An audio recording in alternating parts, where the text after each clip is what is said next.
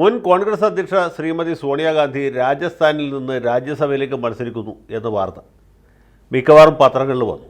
നമ്മുടെ പത്രങ്ങൾ വലിയ പ്രാധാന്യം കൊടുക്കാതെ പോയ മറ്റൊരു വാർത്ത കൂടിയുണ്ട്. രാജസ്ഥാനിൽ ഇപ്പോൾ BJPയുടെ ഭരണമാണ്.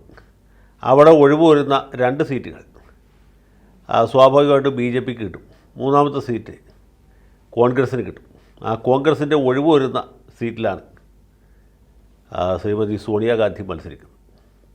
ഇതിൻ്റെ കൗതുകം എന്താണെന്ന് വെച്ചാൽ രാജസ്ഥാനിൽ നിന്നുള്ള ഇപ്പോൾ കാലാവധി അവസാനിക്കുന്ന പാർലമെൻറ്റ് അംഗം മുൻ പ്രധാനമന്ത്രി മൻമോഹൻ സിംഗാണ്. അദ്ദേഹത്തിൻ്റെ കാലാവധി അവസാനിച്ചു. അദ്ദേഹത്തെ വീണ്ടും രാജ്യസഭയിലേക്ക് അയക്കാൻ പാർട്ടി സന്നദ്ധമല്ല, അഥവാ അദ്ദേഹം ഇനിയും രാജ്യസഭയിലേക്ക് പോകാൻ താല്പര്യപ്പെടുന്നില്ല. അങ്ങനെ മൻമോഹൻ സിംഗിൻ്റെ രാജ്യസഭാ കാലാവധി അവസാനിക്കുന്നു എന്നുള്ളതാണ് ഇതിനകത്തുള്ള ശരിക്കുള്ള വാർത്ത. സോണിയാഗാന്ധി മത്സരിക്കുന്നു എന്നുള്ളത് ആ വാർത്തയുടെ 2ാം ഭാഗം മാത്രമാണ്. 1991 ആണ്ടിലാണ് ഡോക്ടർ മൻമോഹൻ സിംഗ് രാജ്യസഭയിലേക്ക് ആദ്യമായി തിരഞ്ഞെടുക്കപ്പെടുന്നത്. അന്ന് അദ്ദേഹം ഇന്ത്യയുടെ ധനകാര്യമന്ത്രിയാണ്. നരസിംഹറാവുവിൻ്റെ മന്ത്രിസഭയിൽ ധനകാര്യമന്ത്രിയായിരിക്കുമ്പോഴാണ് ഇത് രാജ്യസഭയിലേക്ക് തിരഞ്ഞെടുക്കപ്പെട്ടത്. അദ്ദേഹം ഈ മന്ത്രിസഭാ അംഗമാകുന്ന സമയത്ത് ലോക്സഭയിലും അംഗമല്ല, രാജ്യസഭയിലും അംഗമല്ല. അങ്ങനെയുള്ളവർക്ക് 6 മാസത്തിനകത്ത് 2/1 സഭയിൽ അംഗത്വം നേടിയിരിക്കണം എന്നാണ് നിർബന്ധം. ഭരണഘടനാപരമായ വ്യവസ്ഥ അനുസരിച്ച് അദ്ദേഹം മത്സരിച്ചത് ആസാമിലാണ്. അതായത് പഞ്ചാബിൽ ജനിച്ച് ഡൽഹിയിൽ സ്ഥിരതാമസക്കാരനായ ഡോക്ടർ മൻമോഹൻ സിംഗ് ആസാമിൽ പോയിട്ടാണ് രാജ്യസഭയിലേക്ക് മത്സരിച്ചത്. അത് തന്നെ ഒരു വലിയ കൗതുകവും നമ്മുടെ ദേശീയോത്ഗ്രഥനത്തിൻ്റെ ഒരു പ്രതീകവുമാണ് എന്നെനിക്ക് തോന്നുന്നു. അങ്ങനെ ആസാമിൽ പോയി മത്സരിച്ച് രാജ്യസഭയിലേക്ക് ജയിച്ച അദ്ദേഹം 1991 തൊട്ട് 2017 വരെ അങ്ങനെ തുടർന്നു. പലതവണ അദ്ദേഹം തിരഞ്ഞെടുക്കപ്പെട്ടു. അതിനിടയ്ക്ക് അദ്ദേഹം ഒരു തവണ ലോക്സഭയിലേക്ക് മത്സരിച്ചു ഡൽഹിയിൽ, പക്ഷേ തോറ്റുപോയി. അതിനുശേഷം അദ്ദേഹം രാജ്യസഭയിൽ അംഗമായിട്ട് തുടർന്നു. പിന്നീട് 2004 ആണ്ടിൽ ഇന്ത്യയുടെ പ്രധാനമന്ത്രി. 2009 അദ്ദേഹത്തിൻ്റെ നേതൃത്വത്തിൽ UPA കേവല ഭൂരിപക്ഷത്തോടടുത്ത സീറ്റുകൾ നേടി അധികാരത്തിൽ തുടർന്നു. അങ്ങനെ 2014 വരെ അദ്ദേഹം ഇന്ത്യൻ പ്രധാനമന്ത്രിയായിട്ട് തുടർന്നു. ഇന്ത്യയിൽ പ്രധാനമന്ത്രിയായ ആദ്യത്തെ സിഖുകാരനും അല്ലെങ്കിൽ ഹിന്ദു അല്ലാത്ത ആളുമായിരുന്നു ഇദ്ദേഹം. 2019 അദ്ദേഹത്തിൻ്റെ കാലാവധി പൂർത്തീകരിച്ചു. അദ്ദേഹം ആസാമിൽ നിന്ന് വിരമിച്ചു. പിന്നീട് രാജ്യസഭയിലേക്ക് അദ്ദേഹം രാജസ്ഥാനിൽ നിന്നാണ് തിരഞ്ഞെടുക്കപ്പെട്ടത്. അന്ന് രാജസ്ഥാനിൽ കോൺഗ്രസിൻ്റെ ഭരണമായിരുന്നു. അങ്ങനെ രാജ്യസഭ അംഗമായിരിക്കുന്ന അദ്ദേഹത്തിൻ്റെ ഈ കാലാവധി ഈ വരുന്ന മാസത്തിൽ അവസാനിക്കുകയാണ്. അപ്പോൾ ആ സ്ഥാനത്തേക്കാണ് നമ്മുടെ സോണിയാജി മത്സരിക്കുന്നത്. അവർ ജയിക്കുമെന്നുള്ള കാര്യത്തിൽ യാതൊരു സംശയം വേണ്ട.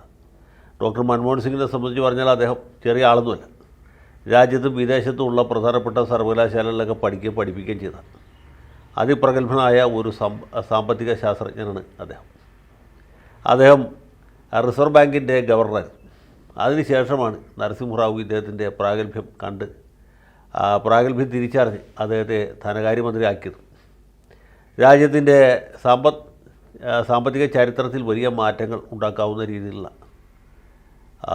പുതിയ പരിഷ്കാരങ്ങൾ ഇദ്ദേഹമാണ് തുടങ്ങി വെച്ചത്. ആഗോളീകരണം എന്നും പുത്തൻ സാമ്പത്തിക നയം എന്നൊക്കെ പേരിട്ട് പറഞ്ഞ് ആ നയവ്യതിയാനത്തിൻ്റെ ചുക്കാൻ പിടിച്ച ആളാണ് ഡോക്ടർ മൻമോഹൻ സിംഗ്.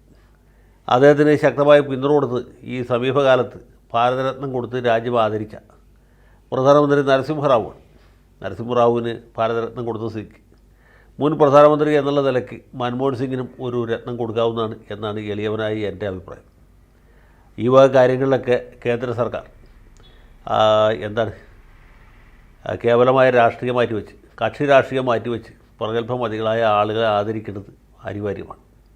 ഈ പുത്തൻ സാമ്പത്തിക നയത്തെ നമ്മളൊക്കെ എതിർത്തപ്പോഴും അദ്ദേഹം തുടങ്ങി വെച്ച മാറ്റങ്ങൾ ആർക്കും തടഞ്ഞു നിർത്താൻ കഴിഞ്ഞില്ല എന്നുള്ളൊരു സത്യമാണ്.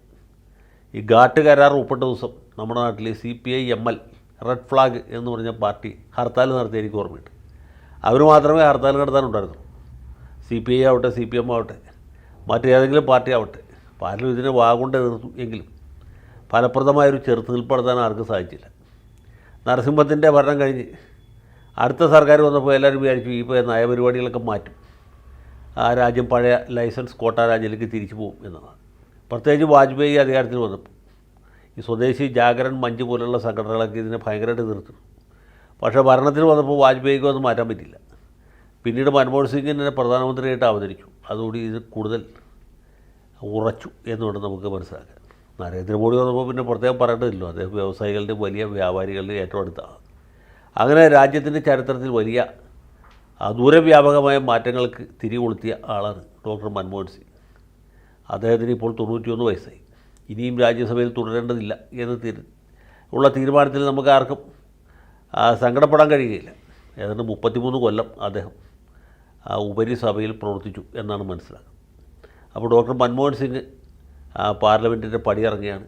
സോണിയാഗാന്ധി ലോക്സഭയിൽ നിന്ന് രാജ്യസഭയിലേക്ക് മാറുകയാണ്. രണ്ടുപേർക്കും മംഗളം നേരുന്നു. കൂടുതൽ ഫലപ്രദമായ ഇടപെടൽ അവരുടെ ഭാഗത്ത് ഉണ്ടാകട്ടെ എന്ന് മാത്രം ആശിച്ചുകൊണ്ട് തൽക്കാലത്തേക്ക് വിടാം.